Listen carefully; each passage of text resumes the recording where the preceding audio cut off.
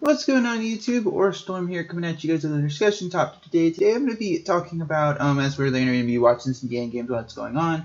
Today we're going to be talking about a topic that's kind of near and dear to me at least, which is, I feel like this is kind of more of a rant, but this is kind of like just a discussion on it. I seem to run into a lot of people who I play with online, who I play in real life, who seem to think that, they have monopoly on deciding what a fun deck is or isn't. So I remember earlier today I was playtesting Cosmos post ban list because we got alerted to Italy went to 2, so it's kind of like when we get new cards for a deck or the ban list changes, you have to obviously if you guys been playing for a while, you understand that playing you understand that if you've been playing Yu-Gi-Oh for a while, that when a ban list changes, you have to basically go and remake all of your decks. And I remember I was playtesting Cosmos because obviously Laura went to 2, and I remember one of the matches the guy was like, he's like playing Cosmos and unranked and like acting like I was a bad person, and I literally told the guy, I was like, well, there's a twofold thing to this, is that one, you don't go to a YCS without playtesting a deck. I think that should be obvious. You don't hop into ranked the minute you build the deck on DN or Dev Pro or whatever. Um, and I think that should be obvious. But at the same time, and the other thing is, you don't have to play a rogue deck or a deck that's not very good to have fun. I play and as far as like my real life decks, I play everything from Dynamis to E-Heroes to Battle and Boxers to Magicians, and I play a lot of really, when I play online, I like to play test Cosmos because I feel like I actually don't mind the deck's play styles, which some people do.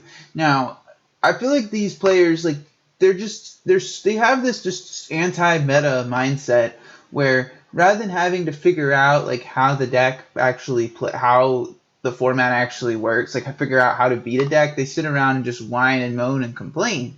And this is not a new thing. I remember during Primal Origin format, one of the most balanced formats we've had in the game's history, people were saying Angeli should go to 1, people were saying Fire and Ice Hand should go to 1. It kind of shows you how far power creep has come. And then and then I remember when Crush Card came back, people said, "Oh, Crush Card needs to be rebanned because it came back during Necros and Clee format."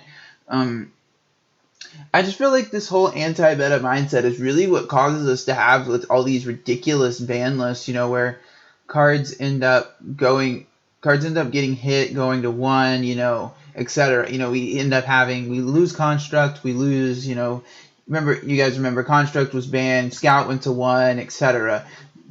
And then on top of that, funny thing about these rogue players is oftentimes they end up wanting to ban generic cards that really help the decks they play. They want to hit cards like Mathematician, cards like Rhoda, cards like Reasoning.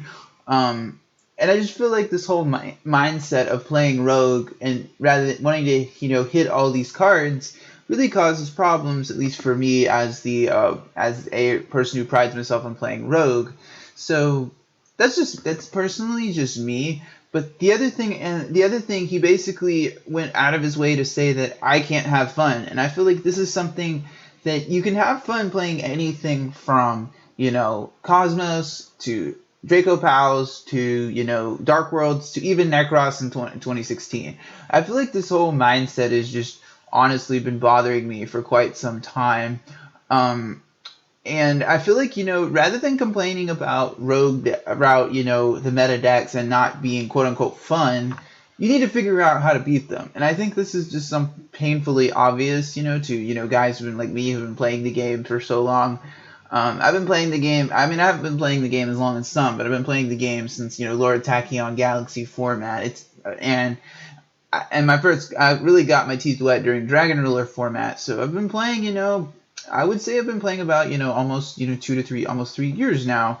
So it's not like I feel, and the other thing about, people saying I only play fun decks is that you really lose out on one thing you guys really lose out on when you only play Rogue is or you don't want to play the meta decks is you don't play test them to learn their weaknesses. A lot of people don't do that.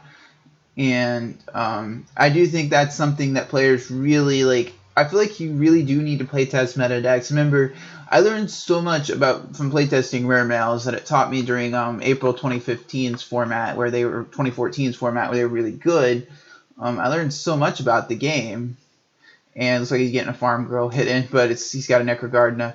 But that's just something I feel like a lot of players who only play quote unquote. I feel like the whole concept of I only play fun decks is not only is it's like kind of a hipster type mentality.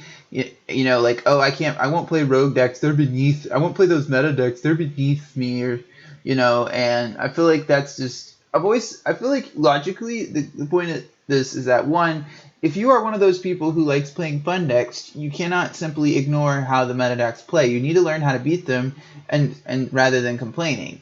At least that's how I see it.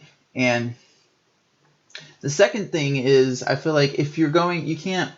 And the second thing is, like, if you're gonna complain about your rogue deck not being able to keep up, maybe there's probably some cards you could take out of your deck. There's probably some ways you could side deck better. Hell, and there's always, me as one of these people who plays rogue decks, I'm always adapting to my decks. My new Dark World list I'm working on is gonna run rank 6s and sorry, Omega. So you're kind of in like